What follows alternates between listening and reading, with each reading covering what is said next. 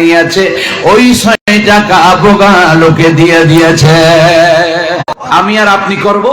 আরে মিয়া তোমাকে দেব আমি এখনো ফেটার কি দায় সহ্য করতে পারছি না, 2 দিনের উপবাস। যাও মিয়া। আলী রাদিয়াল্লাহু তাআলা পেরেশানি নাই, আল্লাহ দেখছে কিনা? এই যে সবগুলো আল্লাহ দেখছে কিনা? ভাইরা এবার বাজার করতে তো আর পারছে না, হঠাৎ করে বাজারে ঢুকতে না ঢুকতে আরেকজন উপস্থিত একটা ওট নিয়ে, সুবহানাল্লাহ বলে, একটা ওট নিয়ে বাজারের মধ্যে একজন বান্দা রশি নিয়ে দাঁড়ানো। আলী রে, এই ওটটা তুমি আমার থেকে ক্রয় করে নাও, এই ক্রয় করে নাও, কিনে নাও। ও বান্দা এটার দাম কত?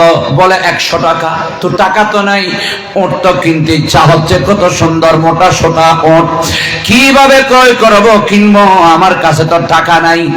আলী শোনো, আমার থেকে তুমি ওটটা নিয়ে নাও, বিক্রি করার পরে তুমি আমাকে ওটের টাকা দিয়ে দিও। বাবা বলে নোটের দাম কত? বলে 100 টাকা। 100 টাকা দিয়ে আলী রাদিয়াল্লাহু তাআলা নোটটা ক্রয় করে নিলেন, কিন্তু তার চাইতেও মূল্য বেশি যাবে, বুঝতে পেরেছেন? খুব মোটা সোটা আরো বেশি যাবে। উনি কি করলেন? ওই নোটটা 100 টাকা দিয়ে ক্রয় করে বাজারে ঢুকলেন বিক্রি করবে। এমনি বিক্রি করার জন্য বাজারে ঢুকতে দাঁড়াইতে না দাঁড়াইতেই আরেকজন বান্দা আসছে। ও আলী রে, আমার কাছে একটা উটের দরকার, আমি তোমাকে 160 টাকা দেব, তোমার ওটা আমার কাছে বিক্রি করে দাও। জোরে বলেন সুবহানাল্লাহ। আলী রাদিয়াল্লাহু তাআলা খুশিতে আত্মহারা। 100 টাকা বাকিতে উট নিলাম, উনি আমাকে বলেছেন বিক্রি করার পরেই আমাকে 100 টাকা দিও। মোটা সোটা দেখে এটা লাভ করতে পারবো বুঝতে পেরে নিয়ে নিলাম।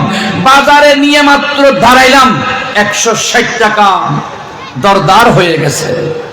ওটা দিয়ে দিলেন। কি করে দিলেন? দিয়ে দিলেন।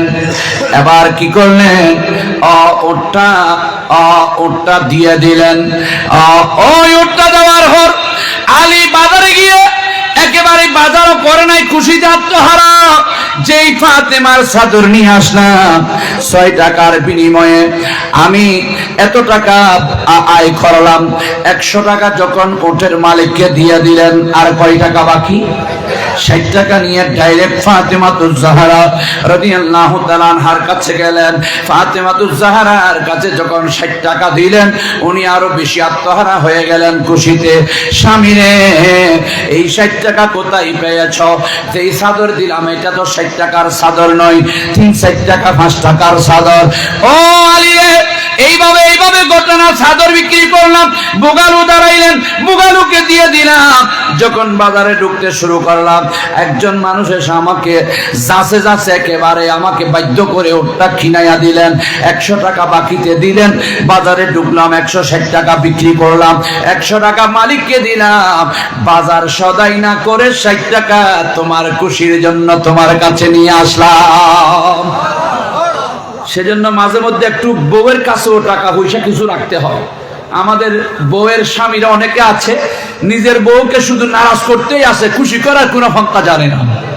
খুশিও রাখতে হয়, খুশিও করতে হয়। আবার অনেক স্বামী আছে আপনি নিজের স্ত্রীকে গরুর মতো, বাঁদির মতো, চাকরানির মতো মারপিটও করে, ঠিক কিনা বলেন? এগুলো মূর্খদের আলামত। খেয়াল রাখবেন, আমার নবী নিষেধ করেছেন তোমরা তোমাদের বিবির উপর হাত উঠাইও না, দাস দাসীর মতো তোমরা বিবিকে অপহার করিও না। এগুলো ভালো শিক্ষিত মানুষের আলামত নয়। যেই ঘরের মধ্যে স্বামী স্ত্রীর মিল থাকে না, সেই ঘরে আল্লাহর রহমত না হয়। আমার সময় নাই ওদিকে ওয়াজ করতাম, আমার সাবজেক্ট থেকে এখন শেষ হয়ে যাচ্ছে 2-3 মিনিটে। এবার কি করলেন ফাতেমা, আলী খুশিতে আত্মহারা। আমরা এই টাকা ভাঙবো না। কেন? যে 5 টাকার চাদর দিয়ে 60 টাকা করে আসছে, এখানে কোনো রহস্য আছে। দুজন আমার নবীর কাছে গেলেন। আমার নবী মেয়েকে দেখে, জামতাকে দেখে খুশি হয়ে গেলেন। কারণ শাশুর মেয়ে জামতা দেখলে খুশি হয় না, পেরেশান হয়। খুশি হয়ে একটু নবী ফাতাবাসসামা মুস্কি হাসি দিলেন, আমার আজকে জামতাও আসছে। মা ফাতেমা, আজকে তুমিও দেখছি আসছো, কি ব্যাপার বলো মা? আমার নবী তখন ফাতেমা আলী বললেন, বাবা এইভাবে ইয়া রাসূলুল্লাহ, বাবা ডাকে নাই, কারণ রাসূল পাককে বাবা ভাই ডাকার কোনো দায়ের দলিল নাই। ইয়া রাসূলুল্লাহ, মেয়েও ইয়া রাসূলুল্লাহ সাল্লাল্লাহু আলাইহি সাল্লাম, সাহাবায়ে কিরামরাও আমার নবীকে ইয়া রাসূলুল্লাহ সাল্লাল্লাহু আলাইহি সাল্লাম, কোনো আত্মীয়তার পরিচয় আত্মীয় দেয় না আমার নবীকে, ঠিক কিনা বলেন? কিন্তু এখন তো আমার নবীকে রাখাল হতে ধরে সরফুয়া হতে ধরে সব বলতেছে।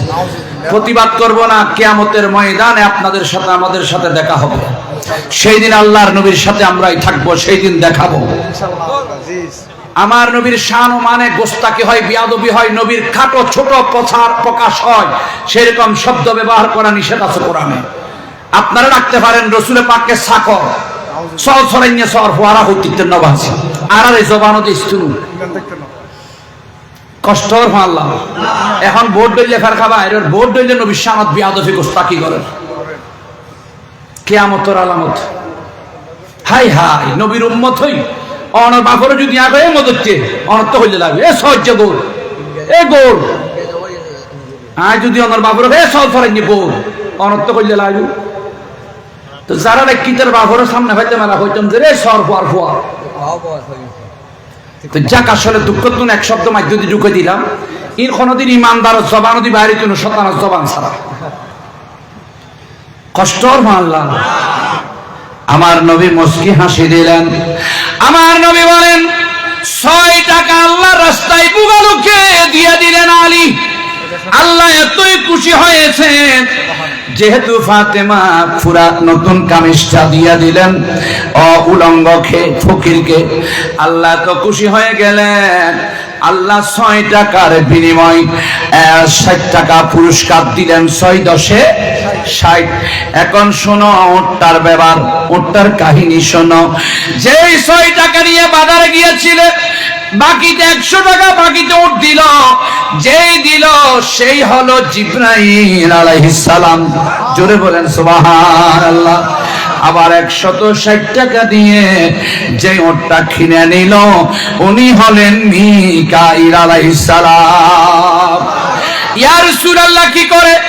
আমার নবী বলেন, আলী রে, ও আমার মেয়ে ফাতেমা শোনো, তোমরা 2 জন দানবীর দাতা, আল্লাহর বন্ধু তোমরা 2 জন। ফাতেমা নতুন কামিজ দিয়ে কাফর নাই ব্যক্তিকে, কাফর নাই সেরকম উলঙ্গ ব্যক্তিকে, অভাবী ব্যক্তিকে কামিজ দিয়ে আল্লাহর বন্ধু হইলেন, দান করলেন। এবং আলী আল্লাহর রাস্তায় 6 টাকা দান করে দিলেন। 6 টাকার বিনিময়ে আমার আল্লাহ 6.60 টাকা জিবরাইল আর মিকাইলের মাধ্যমে ব্যবসা করে আল্লাহ দিয়ে দিলেন। সেজন্য আসে মাঝে মধ্যে যখন মাদ্রাসা মসজিদের জন্য ডাক দেওয়া হয়, তখন আপনাদের হাত বের করে দেবেন, হুজুর আমি মাদ্রাসার জন্য টাকা দেব, 100 টাকা 200 টাকা 1000 5000 10000, তাও না পারলে আমি মাদ্রাসার ছাত্রকে একটা কাপড় কিনে দেব, তাও না পারলে একটা কলম দেব, তাও যদি আমার ক্ষমতা না থাকে মাদ্রাসার ছাত্রদের মাথায় হাত বুলাইয়া দেব। আমার নবী বলেন, এখন আপনার সন্তানকে নুরানিতে দিয়েছেন, মাদ্রাসায় দিয়েছেন, আপনার ছেলে এখন বেগুনা মাসুম ছোট বাচ্চা, মাত্র আপনার বাচ্চা ফারাটা নিয়ে হাদিস শরীফটা নিয়ে যখন বগলের নিচে কবরস্থানের পাশ দিয়ে যাবে, যাওয়ার সময় আমার আল্লাহ ওই কবরস্থানের মুর্দারের বরাবর 40 বছরের গুনাহ এবং আযাব মাফ করে দেবে। তাহলে মাদ্রাসা মসজিদ লাভ আছে না নাই? মাদ্রাসা আল্লাহর ঘর, নবীর ঘর, মসজিদ হলো আল্লাহর ঘর, ঠিক কিনা বলেন? তাহলে এই মসজিদ রক্ষা হবে, মাদ্রাসা রক্ষা হবে, ঠিক কিনা বলেন?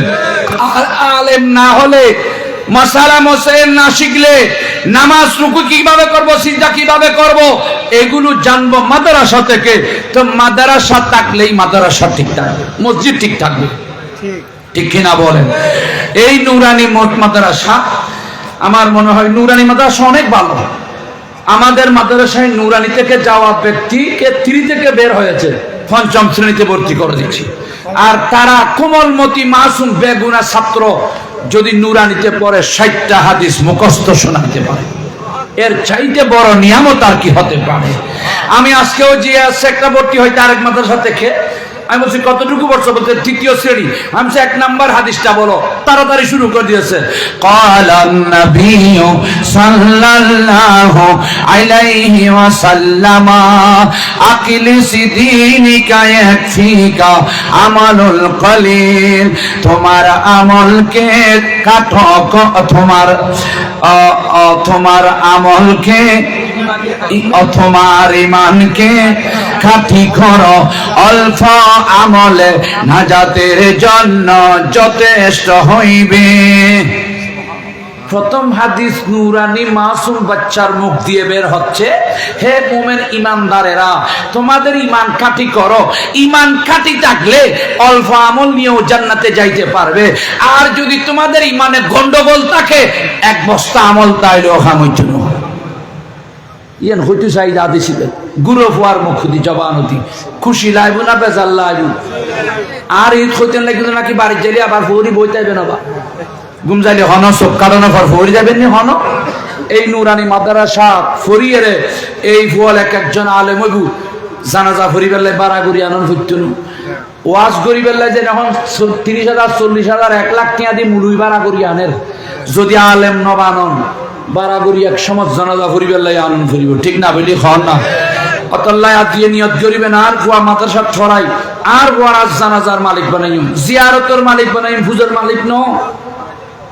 খেয়াল লাইবেন, ফোয়ালরে মাদ্রাসা দিবেন, মাদ্রাসার সহযোগিতা করিবেন। এখন দান চারিবিকে বিরুদ্ধন খাড়ি করত গেলেই এতুন ফাইলি দান দিয়ক, চল দিয়ক, টিয়া দিয়ক, ফোয়া দিয়ক, তাও না ফাইলি কথাবার্তা দি মুখ জবান দি হাতে সহযোগিতা করিবেন। দরকার আছে না নাই? দরকার আছে না নাই? 1 টিয়া মাদ্রাসা দিবেন, 10 টিয়া দিব আর খোদা। ওই যে কইলাম ফাতেমা, এই খেয়ালে প্রত্যেকেই নুরানি মডেল মাদ্রাসারে সহযোগিতা করিবেন। শিক্ষকদের অনেক বেতন, প্রতি মাস আইলি যারা পরিচালনা করে তারা হয়রান হয়ে যায়। ওনারা প্রত্যেকের কাছে আর আরস্ত আইব, দরখাস্ত তাইব, ওনারা বিরুদ্ধে ন যায়, ভালো আক্কান খাস ইয়ানের পক্ষে থাকবেন। যারা আজি অতিথি হিসেবে আমার মাঝে উপস্থিত হই, আমি এতক্ষণ ধরে বই দেখানোর কারণে তারা শুকরিয়া আদায় করি। আর এই বইটু করে আল্লাহ কবুল করি। আল্লাহ কবর দুনিয়ার শান্তি আকারাতর না যাতর ফয়সালা করক বড় করি হন আমিন। ওনারা বক্তারা চিনি ভালো করি। আগে আছিল যে জব্বরাট 2 তলা মসজিদ, বেশি গুসা তো এটা ইয়া ফর্জি গেলে এলাকাত রবি সাইউ তোমার তো গোসা বেশি একটু বিয়নোর সাহায্য হইও। রফি কি পাবেন আর ঘরের দুয়ারের মানুষ, আপন মানুষ, ওনারা এলাকাত সফর তো করে দিয়ে দিবেন। আর খেদমত করিবেন, দিনই খেদমত, ধর্মীয় খেদমত মসজিদের মাধ্যমে। আমরা প্রত্যেকে অপরের সাথে সম্পর্ক রাখিবেন, হিংসা বিদ্বেষ দূরীভূত করি মুসলমানের প্ল্যাটফর্মত ঐক্যবদ্ধ আর মুসলমান হিসেবে চলার লক্ষ্যে আর মুসলমান খাদে খাত মিলে চলাফেরা গুজুম। সেই তৌফিক আল্লাহ আর দান করক। ওয়াকির দাওয়ানা আনিল হামদুলিল্লাহি রাব্বিল আলামিন। জীবে উদ্ভুতকর কথা হচ্ছে, আরো করার কথা কইছি, তোর ভিডিওতে মধু এই শিক্ষা ভিজে এ বাইশিয়া তো আল্লাহ কবুল করক। তো সে তুমি ব্যাস গড়ি টিয়া লিখবে, টিয়া খড়ে যায় সন করিব নুরানিল্লাই এনে 2,000 3,000 5,000 দিয়ে টিয়া অন্য আর ফোন করিবে প্রয়োজন। 1 দাগে লইবে যে 20-50,000 আল্লাহ এদের নিয়ামত এতুন দিব। তো যাক বোধ কথা হই, অনেক কষ্ট করেন আর আজিজ ভাই, ওনার যথেষ্ট কষ্ট করে ওনারা দোয়া করিবেন, ওর মা বাবার লাইও দোয়া করিবেন, আমিও দোয়া করি। বহুত কথা হই মনত কষ্ট হয় তাহলে মাফ করিবেন। প্রধান অতিথির, প্রধান বক্তার বক্তব্য ওয়াজ রই রাত গভীরের না আর হইন্দানো কেউ যাইতেন না বলি আদিয়ে রাইতেন আন্ন বিল্লাহ ওয়াকফ করিতেন আর খুদাল্লাহ ওয়াকফ করেন। আসসালামু আলাইকুম।